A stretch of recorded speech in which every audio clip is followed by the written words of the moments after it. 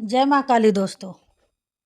आज मैं आपके लिए जानकारी लेकर आई हूँ। यह जानकारी है पूजा में होने वाले अनुभवों के बारे में। क्योंकि आपने कई व्यक्तियों को ऐसे कहते सुना होगा कि हमें पूजा में कई सारे अनुभव होते हैं, या हमने यह साधना की, हमें यह अनुभव हुआ, या हमें यह अनुभव हो रहा है। तो फिर कहीं न कहीं आपके मन में यह प्रश्न उठता है कि पूजा तो हम भी करते हैं, साधना तो हम भी करते हैं, कर रहे हैं, और यह अनुभव हमें क्यों नहीं होते? और अनुभव होना एक बहुत अच्छी बात होती है, क्योंकि इससे आपको एक मोटिवेशन मिलती है। मान लीजिए आप कोई साधना कर रहे हो, आप पूजा कर रहे हो, और आपको उसके बीच में ही आपको कि अपने इष्ट देवी देवता के कोई अनुभव मिलने लग जाए, तो आपको एक इंटरनली मोटिवेशन मिलने लग जाती है कि मैं और पूजा पाठ करूं। आप अपनी आध्यात्मिक यात्रा में और आगे बढ़ना चाहते हैं, और इसी के विपरीत अगर आप पूजा पाठ कर रहे हैं लेकिन आपको कोई अनुभव नहीं हो रहा है, तो ऐसे में कहीं न कहीं आप पूजा से दूर हटने लग जाते हैं। आपका पूजा से मन हटने लग जाता है, और आप यह सोचते हैं कि शायद मेरी पूजा पाठ में मेरे इष्ट देवी देवता तक नहीं पहुंच रही है, तो शायद इसलिए ही मुझे अनुभव नहीं हो रहे हैं। और फिर ऐसे में आप कुछ समय के बाद पूजा पाठ करनी छोड़ देते हैं। तो आज मैं आपको यही बताऊंगी कि ऐसा कौन सा समय होता है, या किस स्टेज पर आकर आपको आपके देवी देवताओं के अनुभव होना शुरू हो जाते हैं। तो अगर आप भी इस बारे में जानना चाहते हैं भक्तों, तो वीडियो को एंड तक ज़रूर देखें। और अगर आप हमारे चैनल पर नए आए हैं और वीडियो को पहली बार देख रहे हैं, तो चैनल को सब्सक्राइब करना बिल्कुल भी ना भूलें, और इसके साथ ही नोटिफिकेशन बेल को प्रेस करके ऑल पर ज़रूर क्लिक करें, ताकि इस प्रकार की जानकारियाँ सबसे पहले आप तक पहुँचे। तो चलिए वीडियो को शुरू करते हैं। तो जैसे मान लीजिए आपने अभी पूजा पाठ शुरू की है, और आप नए नए साधक हैं। क्योंकि जो नए व्यक्ति होते हैं, जो नए साधक होते हैं, जो नए नए भक्ति में आते हैं, उन व्यक्तियों को अनुभव की काफ़ी इच्छुक होते हैं। अनुभव की इच्छुक होते हैं, यानी कि वो भी वो अनुभव करना चाहते हैं कि किस प्रकार के अनुभव होते हैं। तो ऐसे में वही जो नए भक्त या साधक होते हैं, वही आगे चलकर यह गलतियां कर देते हैं कि अगर उनको अनुभव नहीं होता, तो वह अपनी पूजा पाठ छोड़कर बैठते हैं। तो मैं आपको यह बात बता देती हूँ कि मान लीजिए अगर आपने अपनी पूजा पाठ शुरू की है, या आपने कभी कोई पाठ करना शुरू किया है, या आपने कभी अभी नया नया कोई मंत्र जाप करना शुरू किया है, तो ऐसे में यह होता है कि जब भी आप किसी पाठ को करते हैं, या किसी मंत्र का जाप को करते हैं, या आप कोई नई साधना शुरू करते हैं, या आप कोई सेवा करते हैं, तो ऐसे में आपके जो इष्ट देवता देवी देवता होते हैं, वह आपके शरीर का शुद्धिकरण करना शुरू कर देते हैं। ठीक है, धीरे धीरे आपके शरीर को शुद्ध करते हैं, क्योंकि जब तक आपका शरीर मन दिल शुद्ध नहीं होगा, आपका मन शुद्ध नहीं होगा, तब तक आपके इष्ट देवी देवता कोई कोई भी देवी देवता की आप पूजा करते हो, तो आपके देवी देवता आपके शरीर में वास नहीं करेंगे। और अगर वह आपके शरीर में वास नहीं करेंगे, तो ऐसे में कभी भी आपको उनके होने का अनुभव नहीं हो सकता।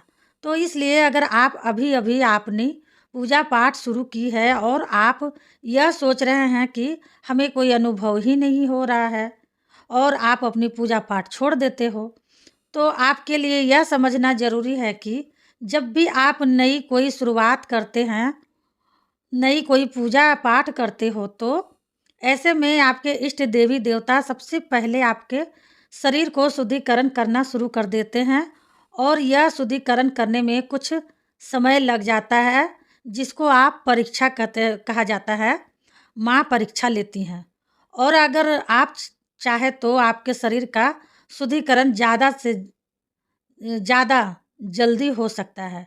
जैसे कि अगर आप ज़्यादा से ज़्यादा मंत्र जाप करें, आप ज़्यादा समय मंत्र जाप में दें या आप ज़्यादा समय अपनी देवी देवताओं को दें, उनकी पूजा में दें, उनकी भक्ति में दें, तो जितना ज़्यादा आप जाप करेंगे, जितनी ज़्यादा आप उनकी पूजा करेंगे, उतनी ज़्यादा जल्दी आपके देवी देवता माता काली, दुर्गा आपके पास आएँगी और आपके शरीर का शुद्धिकरण करना शुरू करेंगे। तो इस तरीके से आपके देवी देवता, माता काली, दुर्गा, जो भी देवी देवता हैं, आपके शरीर का शुद्धिकरण करना शुरू कर देते हैं। तो शुद्धिकरण मतलब आप समझे, शुद्धिकरण का मतलब परीक्षा लेना शुरू कर देते हैं, जो उस परीक्षा में आपको पास होना है। और पास कैसे होना है? पूजा पाठ छोड़ना नहीं है, हिम्मत नहीं हारनी है, ठीक है? घबराना नहीं है। और जब आपके शरीर का शुद्धिकरण हो जाता है तो उन देवी देवताओं के कुछ अंश आपके पास आना शुरू हो जाता है, ठीक है? तो जब उनका शुद्धिकरण आप उनके शुद्धिकरण उनके देवी देवता के परीक्षा में अगर पास होना शुरू कर देते हैं, पूजा पाठ करना शुरू कर देते हैं, छोड़ते नहीं हैं, विश्वास रखते हैं कि अगर मेरे साथ बुरा हो रहा है तो इस बुराई में भी माता रानी कुछ ना कुछ ज़रूर सोची होंगी। ऐसा कभी होता है ना कि बुराई में भी आपका भला छुपा रहता है। तो अगर आपके साथ बुरा हो रहा है तो आप ये मत सोचिए कि माता रानी मेरे साथ बहुत बुरा कर रही हैं। वो बुरा नहीं कर रही हैं, वो बुराई में भी आपका भला छुपा हुआ है, इसलिए वो आपका शुद्धिकरण कर रही हैं, आपका परीक्षा ले रही हैं, ठीक है? तो आपके पास अंश आना शुरू हो जाते हैं जब आप परीक्षा में पास हो जाते हैं और यह अंश एक-एक करके आपके पास आते हैं, धीरे-धीरे आपके पास आते हैं और जब यह अंश आपके पास एकत्रित एक जगह हो जाते हैं, ठीक है? तो तब आकर आपको आपके देवी देवता के अनुभव होना शुरू होते हैं, ठीक है? और यह अनुभव आपको सबसे पहले ऐसे नहीं होंगे कि आपके देवी देवता माता काली आपको प्रत्यक्ष दर्शन दे देंगे, है ना? साक्षात दर्शन दे देंगे या आपके कान में आकर कुछ बताएँगे, ऐसा नहीं होता है।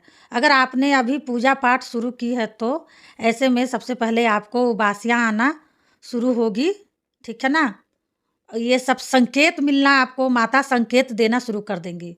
पहले आपको उबासियाँ आना शुरू होगी, आपकी आँखों से आँसू आएँगे, आपके शरीर धीरे-धीरे गोल-गोल घूमने लगेगा मतलब सिर चक्कर आने लगेंगे, आपका सिर चक्कर आने लगेगा। उसके बाद जाकर जब आपके पास अंश और ज़्यादा एकत्रित हो जाएँगे, तब जाकर आपको उनके सपनों के माध्यम से दर्शन होने लगेंगे या अन्य कई अनुभव होते हैं, जो मैंने आपको अपनी वीडियोस में पहले वाले वीडियोस में भी मैं बताई हूँ, आप जाकर देख सकते हैं, ठीक है? तो इस तरीके से आपके देवी देवता माता काली अनुभव आपको तब जाकर होना शुरू होते हैं, आपको अनुभव देना और माता काली ही देती है, आपका देवी देवता ही देते हैं। जब आपके शरीर का शुद्धिकरण हो जाता है या आपके पास आपके देवी देवता माता के अंश काफ़ी सारे एकत्रित हो जाते हैं, ठीक है? एक जगह मतलब इकट्ठा हो जाते हैं, तब जाकर आपको अनुभव होते हैं, ठीक है? और अगर आप यह जानना चाहते हैं कि आप ज़्यादा से ज़्यादा अंश कैसे इकट्ठा करें, एकत्रित करें या किस प्रकार से अंशों को एकत्रित किया जाता है, तो उसके लिए मैं अलग से एक वीडियो ज़रूर बना दूँगी। आप अगले वीडियो में देख सकते हैं कि कैसे आप अपनी माता काली, देवी देवता के अंशों को एकत्रित कर सकते हैं, ठीक है?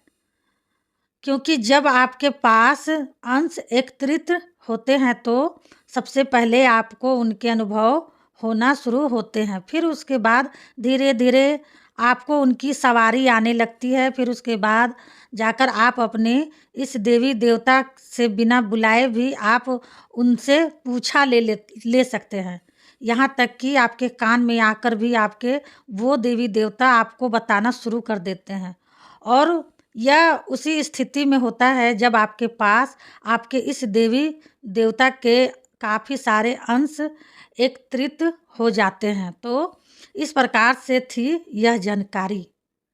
और अगर आप भी यह सोचते हैं कि हमें अनुभव क्यों नहीं हो रहे हैं या कुछ समय के बाद या पूजा छोड़ दे, तो आप ऐसी गलती बिल्कुल भी ना करें, क्योंकि एक समय बाद ही व्यक्ति को अनुभव होना शुरू होते हैं।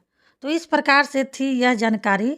और अगर आपको जानकारी पसंद आई तो वीडियो को लाइक करें और ज़्यादा से ज़्यादा लोगों तक शेयर करें। और इसके साथ ही अगर आप हमारे चैनल पर नए आए हैं और हमारी वीडियो को पहली बार देख रहे हैं तो हमारे चैनल को सब्सक्राइब करके नोटिफिकेशन बेल को ज़रूर प्रेस करें, ताकि इस प्रकार की जानकारियाँ सबसे पहले आप सभी भक्तों तक पहुँचे।